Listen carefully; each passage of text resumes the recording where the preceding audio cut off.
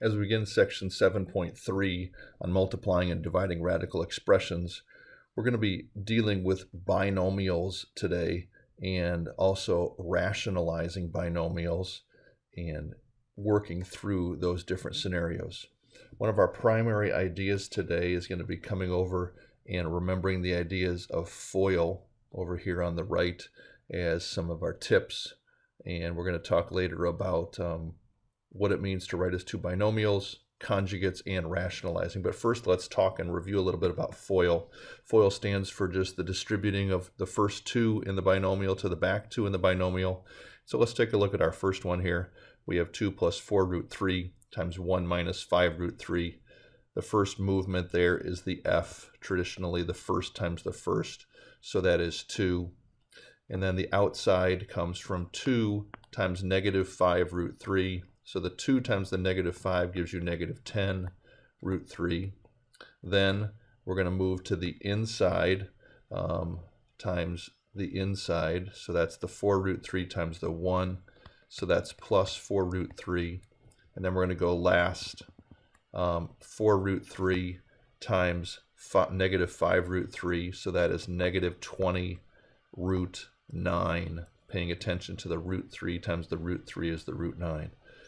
Now we're going to go and we're just going to simplify this. We have 10 root 3 plus 4 root 3. That's a negative 10 root 3 is going to be a negative 6 root 3 minus 20 times 9 square rooted is 20 times 3. That's 60.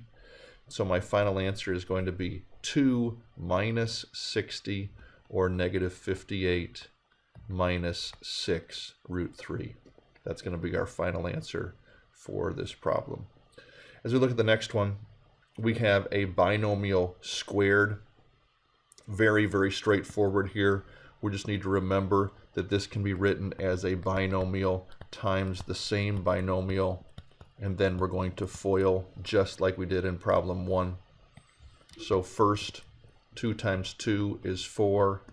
Outside we have minus 2 root 3, because remember this is really a 1 root 3 negative. Inside we have minus 2 root 3 again, and then minus 1 root 3 times minus 1 root 3 is positive 1 root 9. That's going to give us 4 minus 4 root 3 plus 3, or a final answer of 7 minus 4 root 3. I want to really caution you not to combine this, as it is very tempting to 3 root 3. Okay, that is definitely something that we are not going to do. Absolutely not. Remembering that the 7 minus the 4 root 3, that is like 7 minus 4x. You would never combine that. And up here, this is negative 58 minus 6x. You would never combine those. So do not combine a number with a radical, even though we write it in that form. Moving down, we are reacquainted with the idea of conjugates. And our conjugates here, you'll notice they are two binomials, the only difference being one is a plus and one is a minus. So let's take a look and see what happens here. We have 3 times 3 is 9. Outside gives us minus 3 root 7. Inside gives us positive 3 root 7. And then last gives us minus root 49. I think you're already probably seeing that these middle two terms are going to drop out, which leaves us with 9 minus 7, or an answer of 2. Let's take a look at our next one to see if that pattern continues. Root 5 times root 5 is root 25. Our outsides are minus root 10. Our insides are positive root 10. And our last two terms are minus root 4. That's going to give us, once again, our middle two terms are dropping out, as conjugates do. And square root of 25 is 5. Square root of 4 is 2. That leaves us with an answer of 3. Moving down to our final problem, we have root 4 plus 3, root 4 minus 3. Once again, we have conjugates. So root 16 minus 3 root 4 plus 3 root 4 minus 9. There's our 4 multipliers. Leaves us once again with the square root of 16, which is 4. Our middle two terms once again very nicely drop out because they are conjugates. And then we have 4 minus 9 or a negative 5. So in each of these three problems with conjugates, I hope you've seen how nicely they are because the middle terms do drop out. Let's move down to our backside where we're talking about a new idea called rationalizing the denominator. To rationalize the denominator merely means to eliminate any radical from the denominator. Now, we have to ask ourselves, how do we go about doing that? And the way we're going to deal with that is by really going back to the previous page and thinking through how we eliminated radicals, and that's why we talked about conjugates on the previous page. If we look back at our three problems, we noticed when we multiplied two conjugates together when they had radicals in A, B, or C, that in each case we had conjugates multiplying, giving us a result in a green circled number that was not a radical. So to eliminate these radicals from the denominator, the common natural response would then be, what if we multiplied by the conjugate? And that's exactly what we're going to do. So we're going to multiply the top and bottom by the conjugate of the bottom. So here our first conjugate that we multiply is 4 minus the square root of 3. So let's see what this gets us on the top. We're going to have to FOIL this out. So 8 minus 2 root 3 minus 4 root 3 minus root 9 on the top. That's the more difficult foiling part. On the bottom, we have 16.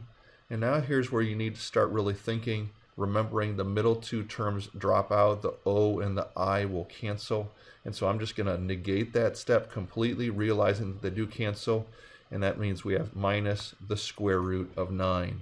And we're going to see that that very quickly isolates and finishes down. Gives us 8 minus 6 root 3 minus 3 divided by 16 minus 3. And hopefully that's going to lead us to a final answer of 5 minus 6 root 3 over 13. Now, I do want to counsel you that on a very rare occasion, these three numbers will all be divisible by the same thing. And if they are divisible by the same thing, you can reduce the problem. But in this case, they are not, and so we leave that as our answer. On B, you would say, what is the conjugate of our denominator?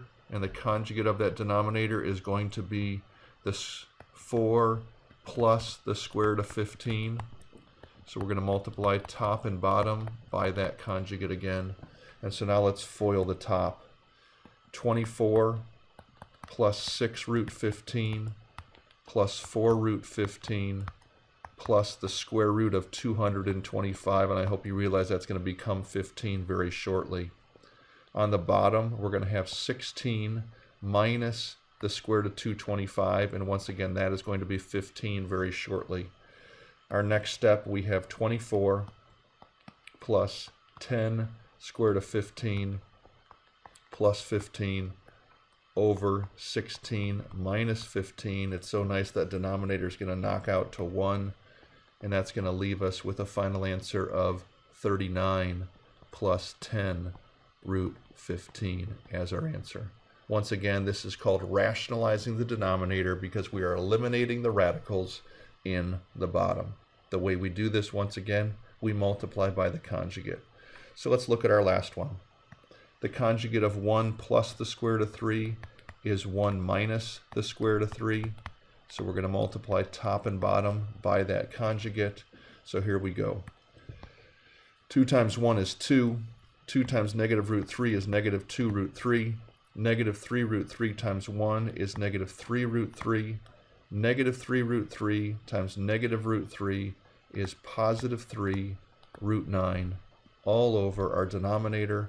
1 times 1 is 1 minus the square root of 9. Let's simplify here. We have 2 minus 5 root 3 plus 3 times 9. That's 3 times 3. That's 2 plus 9. We're going to get back to that, divided by 1 minus 3 on the bottom. So 2 plus 9 is going to be 11 minus 5 root 3 all over negative 2. We are not going to leave a negative number in the bottom. We're going to distribute that to the top. So we're going to rewrite this as negative 11 plus 5 root 3 over a positive 2. So in all of these cases, while none of them had the ability to cancel that number in each of these three positions, you are going to run into those very occasionally, and I want you to be aware of those when they do come up as a possibility for reducing.